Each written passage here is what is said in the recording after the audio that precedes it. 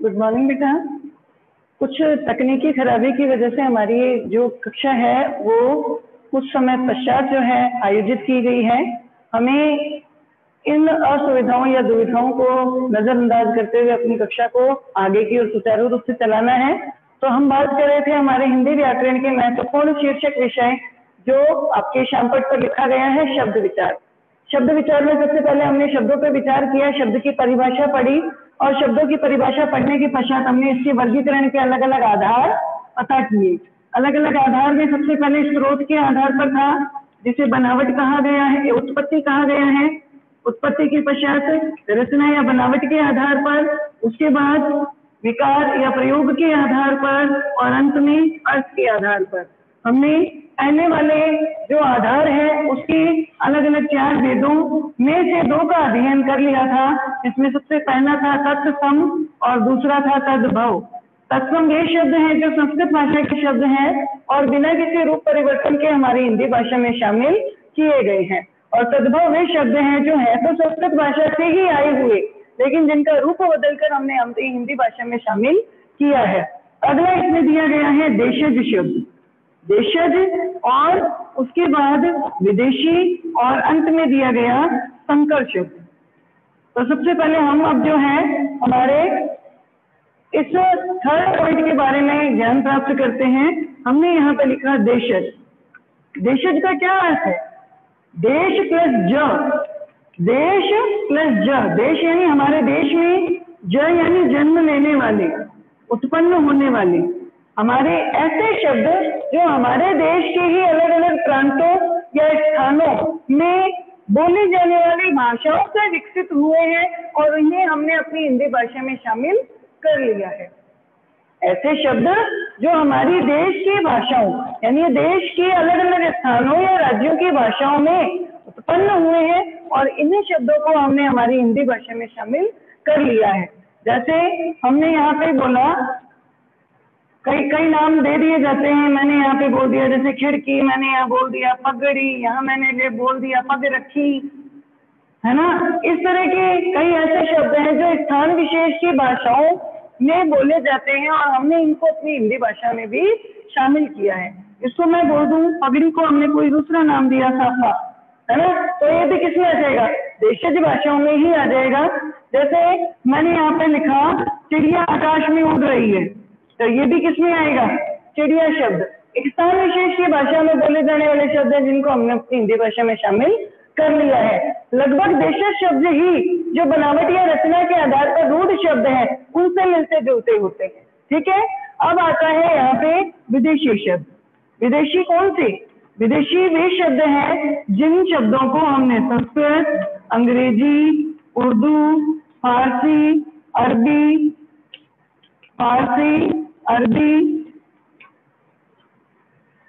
फ्रांसीसी, पुर्तगाली, डच आदि भाषाओं के शब्दों को हमने अपनी हिंदी भाषा में शामिल कर लिया है। जैसे कई बार आप शब्द बोलते हो रुमाल, जैसे हमने शब्द बोलो तौलिया, या मैंने यहाँ पे शब्द बोला इंसानियत, या यहाँ पे शब्द दिया इंसाफ। इसको मैंने लिखा रूह, मैंने लिखा तमंची, एक तमंचा शब्द होता है उसी तरह से तमंची। ये कई ऐसे शब्द हैं जो हमारी हिंदी भाषा के नहीं है बल्कि इनको हमने उर्दू, अरबी, फारसी या अंग्रेजी या पुर्तगाली, डच, फ्रांसीसी आदि अन्य भाषाओं से हमारी हिंदी भाषा में शामिल कर लिया है। तो ये यहाँ स्रोत या उत्पत्ति के आधार पर मुख्य जो 4 वेद थे वो आपके समक्ष उपस्थित कर दिए गए हैं। पांचवा वेद यहाँ दिया गया है संकर शब्द। ध्यान दीजिएगा बेटा, संकर शब्द का अर्थ है 2 अलग अलग भाषाओं के मेल से बनने वाले शब्द। 2 अलग अलग भाषाओं के मेल से बनने वाले शब्द।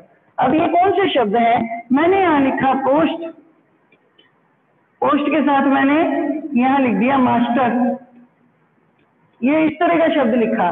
तो कहीं पे अंग्रेजी शब्द और कहीं पे अरबी शब्द जो है इस तरह से मिला दिए गए, दो अलग अलग भाषाओं के। मैंने यहाँ बोला रेल, RAIL, और इसी तरह से हिंदी का मैंने जोड़ दिया यहाँ पे गाड़ी, तो ये नया शब्द बन गया रेलगाड़ी। तो दो अलग अलग भाषाओं के शब्दों को मिला करके जो नवीन शब्द बनता है वो कहलाता है संकर शब्द। और इन संकर शब्दों को भी हमने उत्पत्ति के आधार पर हमारे शब्दों के वर्गीकरण के भेदों में शामिल किया है। तो तत्सम शब्द संस्कृत के शब्द, तद्भव शब्द रूप परिवर्तित करके हिंदी में शामिल किए गए शब्द, देशज देश के अलग अलग राज्यों और या स्थानों पर बोली जाने वाली भाषाओं के वे शब्द जिन्हें हिंदी भाषा में शामिल किया, विदेशी जो अलग अलग भाषाओं के शब्द हैं उनको भी हमने अपनी हिंदी भाषा में शामिल किया, और संकर वे शब्द जो अलग अलग दो भाषाओं के योग से बनते हैं और उनको भी हमने हिंदी भाषा में शामिल किया है। बात यह ध्यान रखने योग्य है कि यदि इन शब्दों को अपनी हिंदी भाषा में शामिल न करें तो हमारी हिंदी भाषा थोड़ी अधूरी सी जान पड़ती है। अतः इन शब्दों का विशेष महत्व है और अब ये हिंदी भाषा में इस तरह से घुल मिल गए हैं कि इन्हें हिंदी भाषा से पृथक नहीं किया जा सकता। अब बात आती है रचना के आधार पर शब्दों के भेद। तो यहाँ तक मुझे लगता है सभी को समझ आ गया होगा कि ये शब्द जो है उत्पत्ति के आधार पर है, जो हिंदी भाषा में शामिल करके हमारे हिंदी के शब्दकोश को समृद्ध बनाते हैं। अब बात आती है रचना के आधार पर शब्द के भेद। रचना के आधार पर शब्द के भेद आपने अपनी पूरी कक्षाओं में भी पढ़ रखे हैं, जिन्हें हमने 3 भागों में बांटा। सबसे पहला आया यहाँ पे रूढ़ शब्द, दूसरे आए यहाँ पे यौगिक शब्द, और अंत में दिए गए योग रूढ़ शब्द। आपने इनके बारे में भी अपनी पूरी कक्षाओं में ज्ञान प्राप्त कर रखा है।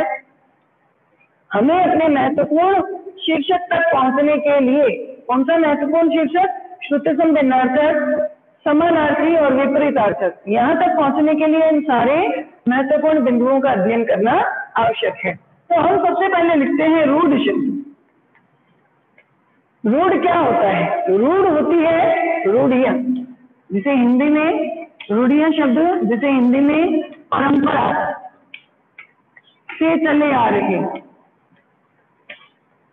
परंपरा से या लंबे समय से चले आ रहे वे शब्द जिन्हें हमने अपनी भाषा में शामिल किया है। ऐसे शब्द हैं ये कि जब बच्चा अपने परिवार या अपने घर के अंदर बोली और भाषा बोलना और जानना सीखता है, तो परिवार के अंदर परंपराओं से जिन शब्दों का वाचन किया जाता है और उनका एक विशेष अर्थ होता है, शब्दों को विखंडित करने के पश्चात, शब्दों का विश्लेषण करने के पश्चात उन विश्लेषित शब्दों या वर्णों का कोई अर्थ नहीं निकलता, लेकिन फिर भी वे शब्द जो है अपना एक विशेष अर्थ देने के लिए रूढ़ हो चुके हैं।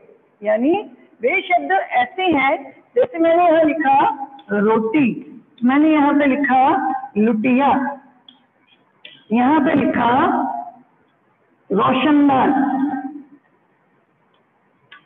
ठीक है, यहाँ पे लिखा जाली, यहाँ पे लिखा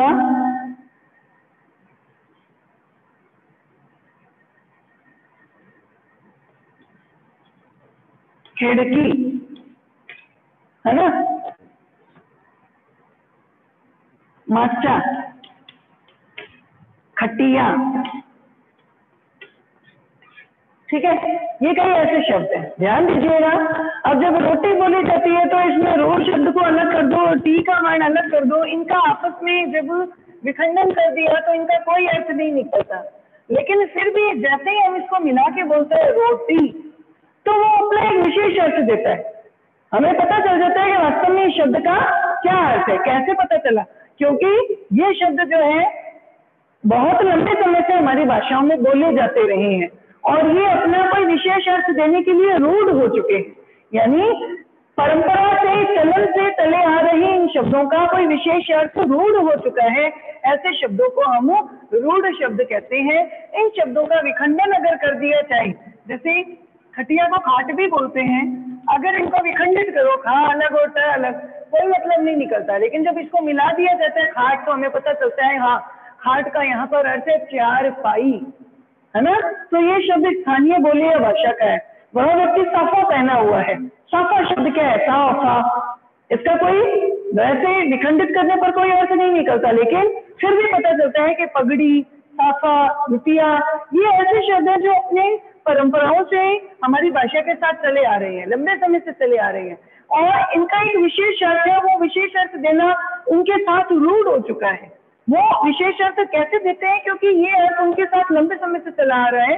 किसी ऐसी चीज के लिए ये शब्द काम में लिए जाते हैं और वो अर्थ जो है लंबे समय से परंपराओं से उसके साथ चलन में चला आ रहा है, इसलिए रूढ़ हो गया है, इसको हम बदल भी नहीं सकते। तो ये शब्द क्या कहलाते हैं? रूढ़ शब्द कहलाते हैं। दूसरा मैंने यहाँ पे शब्द लिखा बनावट के आधार पर, वो है यौगिक शब्द। यौगिक शब्द कौन से होते हैं? यौगिक नाम से पता चल रहा है, योग द्वारा निर्मित। योग किसे कहते हैं? योग का अर्थ होता है जुड़ना। योग का क्या अर्थ होता है? जुड़ना। जब दो अलग अलग शब्दों को, मैंने यहाँ पे लिखा पाठशाला, मैंने यहाँ पे लिखा प्रयोगशाला,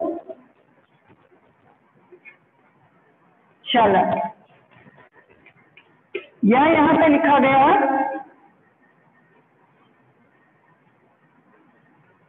पंचभुजा। तो अलग अलग शब्द है, पाठ अलग शब्द है, शाला शब्द अलग है, लेकिन मिला के हमने इसको क्या लिख दिया? पाठशाला, है ना। मैंने यहाँ पे लिखा हिम, हिम यानी बर्फ, और आलय यानी घर, बर्फ का जो घर है, इसको मिला के नया शब्द बन गया हिमालय।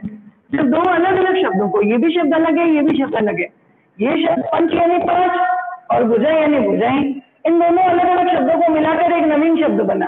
तो यौगिक शब्द वे शब्द होते हैं जो दो अलग अलग शब्दों के निर्माण से बनते हैं और एक नवीन शब्द बनाते हैं।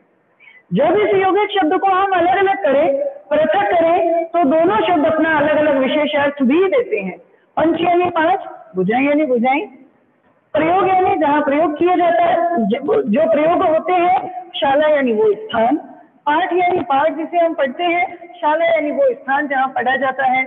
इसी तरह से हिम यानी बर्फ, आलय यानी घर।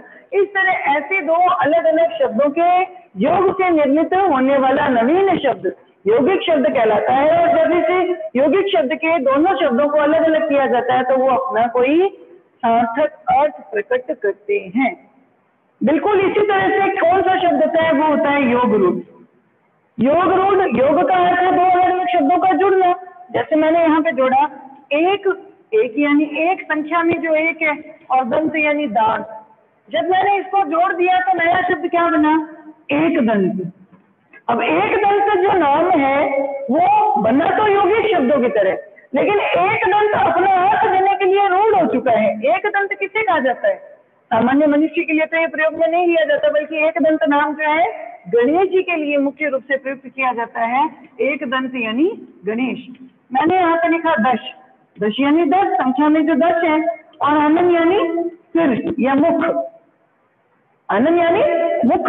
तो यहाँ पे दिया गया 10 आनंद, नया शब्द मिलाकर इसको लिखा गया दशानंद। दशानंद किसे कहा जाता है? दशानंद आप में से या हम में से किसी के लिए प्रयुक्त नहीं किया जाता, बल्कि किसके लिए किया जाता है? रावण के लिए, क्योंकि ये अपना अर्थ देने के लिए क्या हो गया?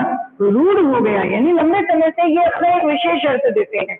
तो ऐसे शब्द जिनका निर्माण तो दो अलग अलग शब्दों के माध्यम से होता है, लेकिन वो अपना अर्थ देने के लिए रूढ़ हो चुके हैं, यानी उनको पुराने समय से चले आ रहे अर्थ के माध्यम से ही समझा जा सकता है, वो कहलाते हैं योग रूढ़ शब्द। तो आइए यहाँ पर मेरी बात समझ में आप सभी को। रूढ़ शब्द वे शब्द हैं जो लंबे समय से हमारी स्थानीय बोली, भाषा आदि में शामिल रहे हैं और ये अपने एक अर्थ रखते हैं। ये अर्थ उनका लंबे समय से चला आ रहा है। जब इन शब्दों को अलग अलग कर दिया जाता है, विखंडित किया जाता है, तो इनका कोई अर्थ नहीं निकलता। लेकिन यौगिक शब्द वे शब्द होते हैं जो दो अलग अलग शब्दों के मेल से तो बनते हैं और नवीन शब्दों का निर्माण करते हैं। लेकिन जब इनको अलग अलग विखंडित किया जाए तो हर शब्द अपना एक विशेष अर्थ देता है। यहाँ पे भी है योग रूढ़ शब्द। योग रूढ़ वे शब्द होते हैं जो बनते तो यौगिक शब्दों की तरह दो अलग अलग शब्दों के मेल से है, लेकिन उनसे जो निर्मित होने वाला नवीन शब्द है वो अपना एक विशेष अर्थ देता है और ये विशेष अर्थ लंबे समय से परंपरा से या चलन से चला आ रहा है। तो ये क्या रहेगा यहाँ पर? योग रूढ़ शब्द। तो यहाँ तक की बात भी हमें समझ आ गई। अब यहाँ प्रयोग के आधार पर शब्दों के भेद दिए गए हैं। प्रयोग के आधार पर शब्दों के भेदों को हमने दो हिस्सों में बांटा। सबसे पहला विकारी शब्द और दूसरा अविकारी शब्द। अविकारी किसे कहते हैं? मैंने जब आपको इसका सामान्य परिचय दिया था, जब आपको बताया था कि लिंग, वचन, कारक और काल क्या आधार है, इन आधारों पर जिन शब्दों में परिवर्तन आता है वो तो कहलाते हैं विकारी। विकार यानी बदलाव, विकार यानी परिवर्तन, विकार यानी उसमें कुछ न कुछ अंतर आ जाना। तो जिन शब्दों में लिंग, वचन, कारक और काल इन आधारों पर परिवर्तन आता है वो कहलाते हैं विकारी। और जिन शब्दों में लिंग, वचन, कारक और काल इन आधारों पर किसी तरह का कोई परिवर्तन नहीं आता है वो कहलाएंगे अविकारी। तो मैंने क्या लिखा, देखो, विकार, वि, इसमें दिया गया विकार होता है। अब ये विकार किन आधारों पर होता है? लिंग, वचन, कारक और काल, ये चार आधार है। तो मैं इसकी परिभाषा क्या होगी? वे शब्द जिनमें लिंग, वचन, कारक, काल इन चार आधारों पर कोई ना कोई बदलाव या परिवर्तन आता है। अब वे कौन कौन से शब्द है? तो हिंदी व्याकरण में इसके चार हिस्से किए गए हैं। विकारी में कौन कौन से शब्द शामिल किए? जैसे यहाँ लिखा गया संज्ञा, ये भी विकारी शब्द है। यहाँ लिखा सर्वनाम, ये भी विकारी है। यहाँ लिखा क्रिया, ये भी विकारी है। और यहाँ लिखा विशेषण, ये भी विकारी है। देखिए, मैंने यहाँ लिखा संज्ञा में व्यक्ति, या मैंने लिखा यहाँ प्राणी, ठीक है। अब मैंने यहाँ पे एक शब्द और लिख दिया, जैसे दया। दया भाववाचक संज्ञा में आ गया, व्यक्ति और प्राणी जातिवाचक संज्ञा में आ गए। ये विकारी क्यों है? व्यक्ति एक वचन है। अगर व्यक्ति के अंदर ओ प्रत्यय जोड़ करके नया शब्द बनाया गया और बहुवचन बना दिया, वो क्या बन जाएगा? व्यक्तियों। यानी इसमें बदलाव आता है। किस आधार पर? वचन के आधार पर, ठीक है। प्राणी, इसको भी हमने बदल दिया बहुवचन के फॉर्म में, ये बन गया प्राणियों, ये भी बहुवचन हो गया। यानी वचन के आधार पर इसमें भी बदलाव आता है। दया शब्द में मैंने मान प्रत्यय जोड़ दिया और नया शब्द बन गया दयावान, ये विशेषण बन गया, बदलाव तो आ गया। तो ऐसे शब्द जिनमें लिंग, वचन, कारक, काल के आधार पर कहीं ना कहीं कोई ना कोई बदलाव या परिवर्तन आ जाता है। जैसे मैंने सर्वनाम लिखा मैं, अब मैं का दूसरा रूप वहां परिवर्तित करके मैं अपनी चीज के लिए जो मेरे से संबंधित है, तो उसके लिए मैं सर्वनाम की जगह कौन सा काम में लूंगी? मैंने इसको लिख दिया मेरा। मैं तो एक वचन में था। जब हम मैं से संबंधित सभी के लिए काम में लेते हैं तो वो क्या बन जाता है? वो बन जाता है हम, और उससे बन जाता है हमारा, है ना। वह एक वचन में है, इसको बहुवचन में बदलने के लिए क्या किया? वे के रूप में बदल दिया। तो इस तरह से जब इनमें भी लिंग, वचन, कारक, काल के आधार पर बदलाव आता है। क्रिया मैंने लिखा करता है, इसका जेंडर चेंज किया, क्रिया बदल गई, करती है की जगह मैंने काल बदल दिया, करती थी या करेगी। तो यहाँ पे काल के आधार पर बदलाव आ रहे हैं, लिंग के आधार पर बदलाव आ रहे हैं, तो ये भी किस में आ जाएंगे? विकारी में आ जाएंगे। विशेषण शब्द मैंने लिखा यहाँ पे, जैसे मैंने लिखा लाल, काला, तो यहाँ लाल शब्द में इमा प्रत्यय जोड़ दिया, क्या बन गया? लालिमा। काला शब्द में ई प्रत्यय, काली। तो ये विशेषण शब्द भी ऐसे हैं जिनके अंदर लिंग, वचन, कारक, काल के आधार पर बदलाव या परिवर्तन आता है। तो वो सारे क्या कहलाएंगे? विकारी कहलाएंगे। तो विकारी में कौन से शामिल किए गए हैं? पहले नंबर पे संज्ञा, दूसरा सर्वनाम, तीसरा क्रिया और चौथा विशेषण। ये सारे विकारी हैं क्योंकि इनमें लिंग, वचन, कारक, काल के आधार पर बदलाव या परिवर्तन आता है। अब बात आती है अविकारी की। अविकारी बिल्कुल इसके क्या आ जाएंगे? विपरीत आ जाएंगे, बिल्कुल इसके अपोजिट होंगे। क्या होंगे? अविकारी, यानी नहीं होना, और विकार यानी परिवर्तन, विकार यानी परिवर्तन, यानी ऐसे शब्द जिनमें लिंग, वचन, कारक, काल के आधार पर परिवर्तन नहीं होता है वो कहलाते हैं अविकारी। तब अविकारी में कितने भेद शामिल किए गए हैं? यहाँ पे 4 थे और अविकारी में 5 है।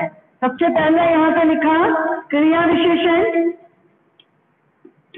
क्रिया विशेषण के पश्चात हमने दिया समुच्चय बोधक, समुच्चय बोधक के पश्चात हमने लिखा संबंध बोधक, और संबंध बोधक के पश्चात हमने यहाँ पे लिखा विस्मयादि बोधक, विस्मयादि बोधक के अंत में हमने दिया निपात।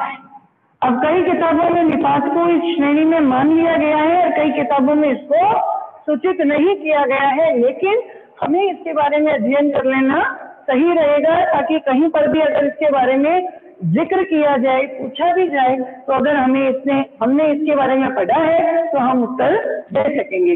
निपात भी इसी का जो है एक अंग माना जाता है। अब अविकारी को एक नए नाम से भी संबोधित किया जाता है, वो कहलाता है अव्यय शब्द। अव्यय शब्द, ये अव्यय शब्द क्या है? अ यानी नहीं होता, व्यय यानी परिवर्तन या बदलाव, जिनमें किसी भी कारण से किसी तरह का कोई परिवर्तन या बदलाव नहीं आता है वो कहलाते हैं अविकारी शब्द। इसमें सबसे पहला आया क्रिया विशेषण। क्या होता है क्रिया विशेषण? रमा पुस्तक पढ़ती है, ये एक छोटा सा वाक्य है। रमा हो गया इसमें कर्ता, पुस्तक हो गया कर्म, पढ़ती है आ गई क्रिया। क्रिया की मैं विशेषता बता दूं, रमा पुस्तक लगातार पढ़ती है, तीव्र गति से पढ़ती है, तेज पढ़ती है। ये क्या है? वे शब्द जो क्रिया की भी विशेषता बताते हैं वो कहलाते हैं क्रिया विशेषण।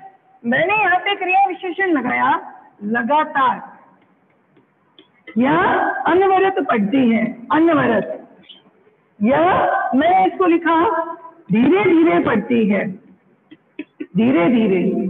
अब इनमें लिंग के आधार पर कोई परिवर्तन आता है क्या? लगातार, लगातारो, लगातारी, लगातारू, ऐसा कोई शब्द होता ही नहीं। लगातार तो एज इट इज इसी रूप में रहता है। अनवरत तो अनवरत के हिसाब से ही रहता है, इसमें भी परिवर्तन नहीं आता। धीरे धीरे, धीरे धीरे, धीरो धीरो, धीरू धीरू, ऐसा कोई शब्द नहीं होता। यानी क्रिया विशेषण वे शब्द हैं जिनमें लिंग, वचन, कारक, काल के आधार पर किसी भी तरह से आप इसके रूप को बदल नहीं सकते, वो कहलाएगा क्रिया विशेषण। तो ये क्रिया विशेषण किसमें आया? अव्यय शब्दों में आया। तो हम कह सकते हैं कि क्रिया विशेषण वास्तव में ऐसे शब्द हैं जिनमें लिंग, वचन, कारक, काल के आधार पर किसी तरह का कोई बदलाव नहीं आता। अब बात आती है समुच्चय बोधक। समुच्चय बोधक के बारे में भी आपने जानकारी हासिल कर रखी है।